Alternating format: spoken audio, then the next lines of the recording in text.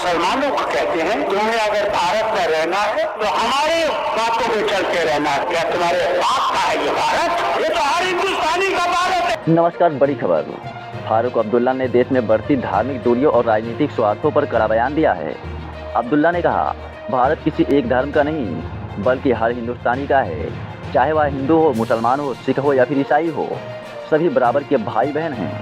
उन्होंने चेतावनी दी कि अगर हम आपसी झगड़े नहीं भूलेंगे तो देश कभी आगे नहीं बढ़ पाएगा। उन्होंने सरकार पर विकास के वादों और जमीनी हालात के बीच अंतर को लेकर भी सवाल उठाए, खासकर कश्मीर में सड़कों और बिजली की समस्याओं को गिनाया। अब्दुल्ला ने याद दिलाया कि आज़ादी के शहीदों ने कुर्बानियां दी ताकि भारत सबका हो सके। उनका कहना था कि धर्म बुरा नहीं होता, बुरा काम करने वाला इंसान होता है। दोस्तों, वरिष्ठ नेता फारूक अब्दुल्ला ने आज देश में बढ़ती धार्मिक दूरी और सांप्रदायिक विभाजन के बारे में चिंताजनक स्वर में कहा है कि भारत किसी एक धर्म या समुदाय का निजी स्वामित्व नहीं है, बल्कि यह हर नागरिक का साझा वतन है।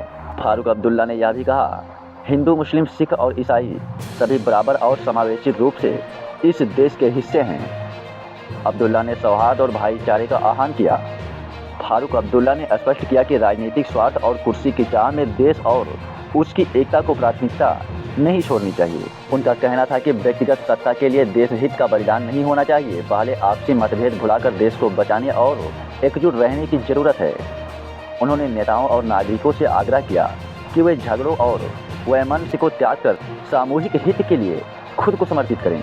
उन्होंने सरकार के विकास के दावों और जमीनी वास्तविकताओं के बीच के अंतर पर भी सवाल उठाए, विशेष रूप से कश्मीर के बुनियादी ढांचे जैसे कि सड़कों, बिजली और स्थानीय सुविधाओं के मुद्दे का हवाला देते हुए अब्दुल्ला ने कहा कि विकास के वादे जमीन पर परखने योग्य होने चाहिए और क्षेत्र के लोगों को ठोस नतीजे चाहिए। अब्दुल्ला ने इतिहास और बलिदान की याद दिलाते हुए कहा कि स्वतंत्रता संग्राम के शहीदों के त्याग को याद रखकर ही देश को सभी के लिए बराबरी और इज्जत का स्थान बनाना होगा।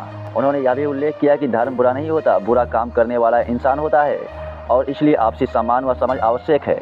अब्दुल्ला ने नेताओं और जनता से अपील की कि वे व्यक्तिगत स्वार्थ के पीछे न भागें, देश की एकता और आम भलाई के लिए बलिदान देने की भावना अपनाएं। उनका संदेश था, झगड़ों को भुलाकर ईमानदारी और इंसानियत के साथ एक समावेशी भारत का निर्माण किया जाए।